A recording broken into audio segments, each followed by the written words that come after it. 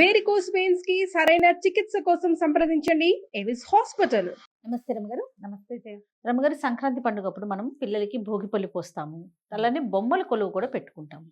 భోగిపళ్ళు ఏ వయసు పిల్లలకి పోయాలి, ఎలా పోయాలి, ఇలాంటి నియమాలు ఉన్నాయి కదండి. ఒకసారి చంటి పిల్లలు 3 నెలలు వచ్చిన దగ్గర నుంచి 3 నెలల నుంచా?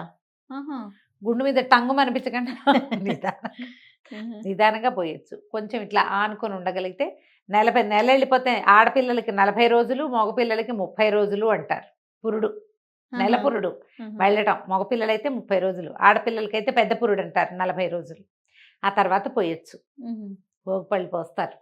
అక్కడి నుంచి మొదలుపెట్టి 9వ ఏడు లోపల 10 ఏళ్ళు వచ్చే లోపల పోస్తారు. నాకు కూడా గుర్తు, నాకు 10వ ఏట కూడా నేను భోగిపళ్ళు పోయించుకున్నట్టే జ్ఞాపకం నాకు. మా ఇంట్లో అందరు పుట్టబడ్డ పిల్లలుగా నా తర్వాత కూడా ఎవరో చంటివాడు ఉంటే వాడిని ఒళ్ళో కూర్చోబెట్టుకోవాలి. ఈ 9-10 ఏళ్ల పిల్లలు చంటి పిల్లల్ని ఒళ్ళో కూర్చోబెట్టుకుంటారు. వీళ్ళకి కూడా పోసేసేవాళ్ళు. మా నాయనమ్మతో పోయించుకున్నాను, నాకు గుర్తుంది. 9-10 సంవత్సరాల వయసు వచ్చేదాకా. ఆ తర్వాత అప్పటికి నేను ఇంత గిట్టుకుని బుజ్జిగా ఉండేదాన్ని, చిన్నపిల్లగా ఉండేదాన్ని. ఆ తర్వాత కొంచెం పొడుగు వచ్చాను. కానీ ఆ వరుస పిల్లలందరినీ, అందరి పిల్లల్ని కూర్చోబెట్టి పోసేది మా నాయనమ్మ. ఎవరింటికి వెళ్ళినా సరే పిల్లలందరికీ పోసేయటమే. పిల్లలు అంటే ఎవరి పిల్లలైనా సరే అందరికీ పోసేసేవాళ్ళు. ఈ భోగిపళ్ళు పోయటం, ఇవి ఏం చేస్తారు, మనకి రేక్కాయలు చిన్న చిన్నవి, బంతిపూ రెక్కలు, చామంతి పూ రెక్కలు, తర్వాత ఏమో రూపాయి కాసులు, ఏదైనా చిల్లర కాసులు, తర్వాత ఏమో మన చెరుగడ ముక్కలు, ఇవన్నీ కలిపి ఇట్లా చుట్టూ తిప్పి నెత్తి మీద పోస్తారు. గల్లుమంటూ పడతాయి కింద. ఆ గల్లుమన్నవి ఎవరైనా ఏరుకోవటం. ఎవరి నెత్తి మీద పోసారో వాళ్ళు తినకూడదు ఆ రేగు పళ్ళని, వేరే వాళ్ళు ఎవరైనా తినచ్చు. ఓకే. ఆ కాసులు ఏరుకోవటం అవన్నీ గొప్ప సరదాగా ఉండేది చిన్నప్పుడు. భోగిపళ్ళల్లో వేసిన కాసులు ఏరుకునే సరదా కూడా ఉండేది. క్రమంగా అవన్నీ పోయినాయి కదా జయ. ఇప్పుడు ఆ కాసులు లేవేం లేవు. మేము వాళ్ళు ఎవరింటికో వెళ్తే నాకు గుర్తుండి వాళ్ళు మరమరాలు పోసారు పిల్లల నెత్తి మీద. నేను చూసాను అమ్మగారు, రేగిపళ్ళలో మరమరాలు కలిపి పోయటం. మరమరాలు, రూపాయి కాసులు ఏవో పోసారు, అన్నీ కలిపి పోస్తారు. మేము అవే పోస్తున్నారు. బోడలు పోయటం అంటారు. శనగలు, రేకాయలు, బంతిపూలు కలిపి పోసారు ఒక చోట. శనగలు కూడా కలుపుతారు అందులో, అవి కూడా కలుపుతారు. రేగిపళ్ళు, భోగిపళ్ళు పోయటం. దానికి ఒక పాట కూడా ఉంది, చిట్టి చిట్టి రేగి పళ్ళు అని. చిట్టి తలపై భోగి పళ్ళు అని ఒక భోగిపళ్ళ పాట ఒకటి ఉంది. ఆ పాట పాడుతూ నెత్తి మీద పోయటం.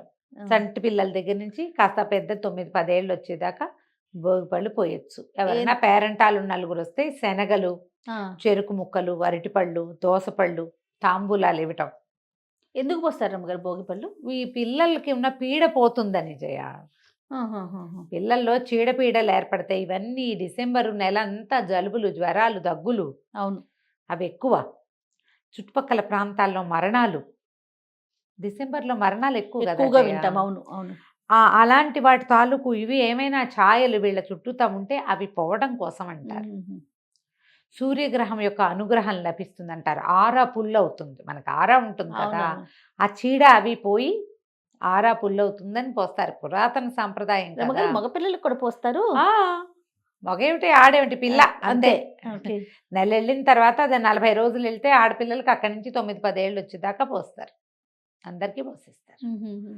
ఇప్పుడు తక్కువ కదా, ఒక ఇంటికి ఒక పిల్లాడు ఉంటే గొప్ప అమ్మా. అవును.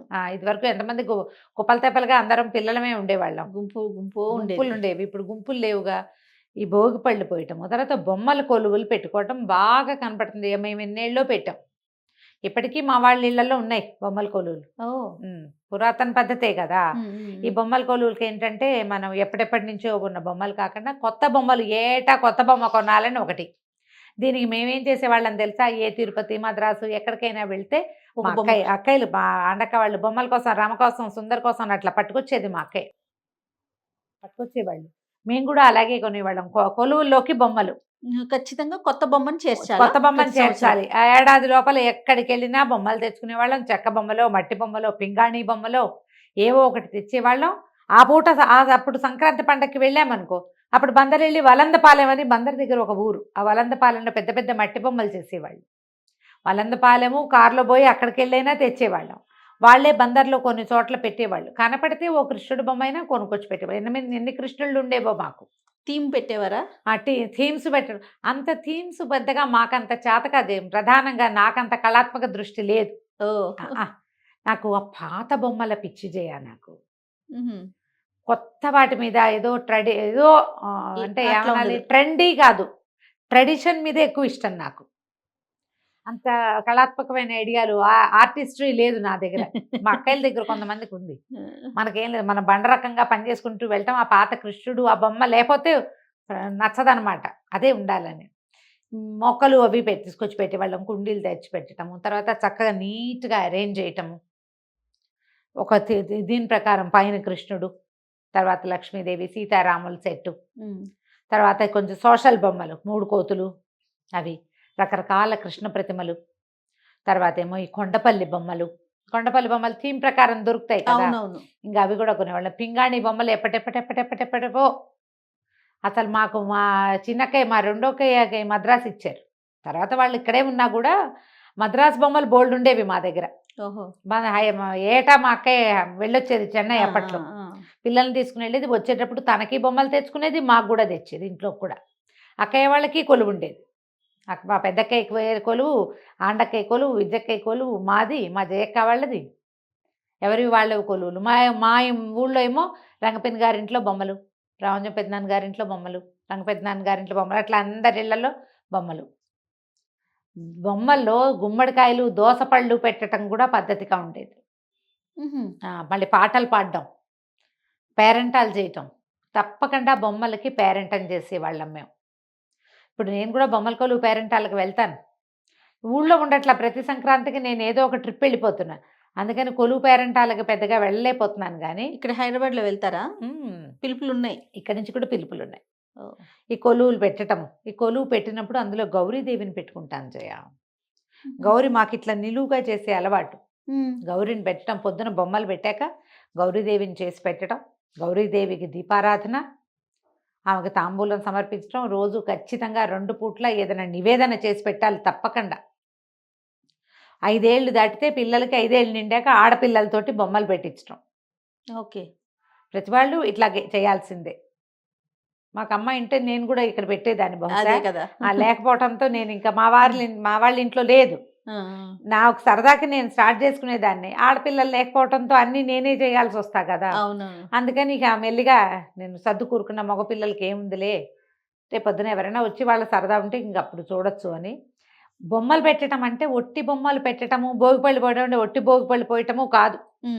దీనికి పేరెంటం చేసుకోవాలి. అది నలుగురిని పిలిచి మన కొలువు చూసి తాంబూలం తీసుకెళ్ళాలి, పిల్లవాడికి భోగిపళ్ళు పోసి తాంబూలం తీసుకెళ్ళాలి. ఇప్పుడు ఇందులో ప్రధానమైనది ఏంటి, మనము తాంబూలం ఇవ్వటం. అది ముత్తైదువులు మనం ముత్తైదువులు రావటము, వెళ్ళటము, పిల్లలు రావటము, పళ్ళు, తర్వాత ఏమో ఖర్జూరాలని, బొమ్మలని పంచిపెట్టడం. అవునవును. ఎక్కువగా పంచదార చిలకలు పంచిపెట్టడము, శనగలు ఇవ్వటము, పళ్ళు ఇవ్వటము, తమలపాకులు ఇవ్వటము, ఏదైనా తినుబండారాల పంపకము, అందరితో కలిసిమెలిసి ఉండటం, దోసపళ్ళు, తర్వాత గుమ్మడి పళ్ళు లాంటివి ఇవ్వటము. సోషలైజ్ అవ్వటానికి ఇది ఒక మంచి మార్గం చేయాలి. ఎవరైనా వస్తే ఊరికే బొట్టి ఇవ్వటం అంటే టిష్కు బొట్టు పెట్టడం కాదుగా, పాదాలకు పసుపు రాయటం, కాళ్ళకి పసుపు రాయటం, తర్వాత గంధం ఇవ్వటం, గంధం రాయటం, బొట్టు పెట్టడం, తాంబూలం ఇవ్వటం. ఇందులో పిల్లలు సాయంకాలం ముందెళ్ళి పేరెంటం పిలిచి రావటం, పేరెంటం పిలవడానికి వెళ్ళాలి, వచ్చిన పేరెంటాళ్ళకి ఇల్లు వాకిళ్ళు సవరించుకుని చక్కగా చాపలో జంపకానాల్లో పరవాలి, వచ్చిన వాళ్ళని కూర్చోబెట్టాలి, కాసిన 2-3 పాటలు పాడడం, బొమ్మలకి హారతి ఇవ్వటం. బొమ్మలకి హారతి ఇవ్వటం అనేది ఒక విధానం. అవును. ఎన్ని ఉన్నాయి, ఎంత ప్రాసెస్. ఇవన్నిట్లలో పిల్లలు సోషలైజ్ అవ్వటం, వచ్చిన వాళ్ళతో మర్యాదగా మాట్లాడటము, చక్కగా కూర్చోబెట్టడము, వినయంగా పసుపు రాయటము, అక్షింతలు వేయించుకోవటము, హారతులు ఇచ్చి పాటలు పాడడము. మేము బొమ్మల్ని ఎత్తేటప్పుడు కూడా పేరెంటం చేసేవాళ్ళం జయ. పెట్టేటప్పుడు బొమ్మలు ఎత్తేటప్పుడు ఏ రోజు ఎత్తుతారు అమ్మగారు? పెట్టిన రోజా, 3వ రోజా? 3 లేదా 5వ రోజు. 9 రోజులు ఉంచే విధానం కూడా ఉండేది. అప్పుడే అందరూ ఒకేసారి ఎత్తితే కష్టం, ఇవాళ వాళ్ళు ఎత్తితే రేపు ఎల్లుండి మేమెత్తి అలా కూడా జరిపేవాళ్ళు. అట్లా కూడా జరిపేవాళ్ళం. బొమ్మల్ని పడుకోబెట్టి కొన్ని బొమ్మల్ని హారతి ఇవ్వటమే. మరి వాటిని సంవత్సరం దాకా మళ్ళీ ఆ బొమ్మలకి ఇలా వెలుగులోకి వచ్చే అవకాశం ఉండదు కదా. బొమ్మలు ఉంటే వాటిని మానకూడదు, కొలువు ఉంటే మానకూడదు. మనం మళ్ళీ అన్నీ చేయలేకపోయాం, ఎవరికైనా అనారోగ్యాలు ఏమైనా ఇబ్బందులు ఉంటే 4 బొమ్మలైనా తీసుకొచ్చి సీతారాములైనా బయటపెట్టి గౌరీదేవిని పెట్టి దీపారాధన చేయాలి. ఈ నియమం ఉండేది. ఇప్పుడు మా అమ్మ వాళ్ళ ఇంట్లో కూడా అంతే. పెద్ద కొలువు పెట్టే అవకాశం లేకపోతే చిన్నవి 4 బొమ్మలైనా బయట పెట్టి గౌరీదేవిని పెట్టి హారతిస్తారు. 3 రోజులు ఉంచి 4వ రోజున పడుకోబెట్టి హారతి లాలి పాటలు పాడి ఈ పేరెంటాల రోజునేమో రకరకాల పాటలు ఎవరికి వచ్చిన అన్నమాచార్య కీర్తనలు వాళ్ళు పాడడం, హారతి పాటలు పాడడం. మా రంగపిన్ని ఎక్సలెంట్గా పాడేది. రంగపిన్ని పాటలు చాలా ప్రత్యేకం. ఓహో. రంగపిన్ని నోరెండిపోయే పాట పాడు, రంగా నీకిదే మంగళం పాడని వేరు వేరు పాటలు పాడించేవాళ్ళం. మేమందరం కూడా పాటలు పాడేవాళ్ళం. హారతి ఇవ్వటం తప్పకుండా. దీనివల్ల ఏంటంటే సంవత్సరంలో కొన్ని రోజులు విధానంగా మనం ప్రజలతో కలుస్తాం. అంతేగా. కొన్ని ప్రత్యేకమైన పద్ధతుల్ని పాటించడం వల్ల ఏంటంటే ఈ సంస్కృతి, ఈ విధానము ఎక్కడికి పోకుండా. పెద్ద దాన ప్రక్రియ చేయొద్దు, తాంబూలాలేగా, అంతే. ఇది కూడా మంచిదేగా. ఉన్నంత మటుకు 10 ఇళ్ళే 8 ఇళ్ళే ఉన్నాయి. ఇందులో మన గొప్ప చూపించుకోవటం ఒక పాయింట్ అయితే అది చాలా చిన్న పాయింట్. మనం ప్రజలతో అందరితోటి మమేకంగా ఉండటం ముఖ్యమైన పాయింట్. అది చాలా ఇందులో గొప్పలకి ప్రాధాన్యత లేదు. ఇక కలిగిన వాళ్ళు బాగా ఇస్తారు తాంబూలాలు, లేని వాళ్ళు సాధారణంగా శనగలు, ఓ 2 అరటిపళ్ళు, తమలపాకు తాంబూలమైన ఇస్తాం కదా. ఇది ముఖ్యమైనది అనమాట. అందరిళ్ళకి వెళ్ళటం. ఈ పేరెంట్ వాళ్ళందరూ కలిసి ఇంకో ఇంటికి వెళ్తారు, అక్కడి నుంచి ఇంకో ఇంటికి, అన్ని ఇళ్ళకి పేరెంట్ వాళ్ళకి తిరగటం. ఇది విధానంగా ఉండేది ఇది వరకు. మనం పిల్లలకి భోగిపళ్ళు పోసినా కూడా గుడ్డీ బ్యాగ్స్ అని అవని ఇవని, ఇప్పుడు ఏదైనా రిటర్న్ గిఫ్ట్లు చాలా అవును. వచ్చినాయి. అవంతా చేయకపోయినా పర్వాలేదమ్మా. చక్కగా కాసిన రేగిపళ్ళు, కొంచెం శనగలు, తాంబూలము, రవికల బట్ట ఇవ్వగలిగితే. ఇప్పుడు ఎంత రవికల బట్టలు వచ్చి బోళ్ళు మాట్లాడాం మనం. అవును. అవన్నీ వద్దు. శుభ్రంగా కొబ్బరికాయలు ఇవ్వచ్చు, నారింజ పళ్ళు ఇవ్వచ్చు తాంబూలానికి, బత్తాయిలు, కమలాలు, అవి ఏమైనా బోళ్ళని రకాల పళ్ళు వస్తాయి. ఏ పళ్ళైనా ఇవ్వచ్చు. ఓ తమలపాకు, బక్క, ఒక పసుపు, 2 పసుపు కొమ్ములు ఎవరికైనా ఇవ్వటం మనకి మంచిది. అంతే. ఈ ఉత్తరాయణము ఈ కాలంలో ఇలాంటి వస్తువు ఇవ్వటం వల్ల ఎక్కువ ప్రయోజనాన్ని పొందుతాం, గ్రహశాంతులు కలుగుతాయి.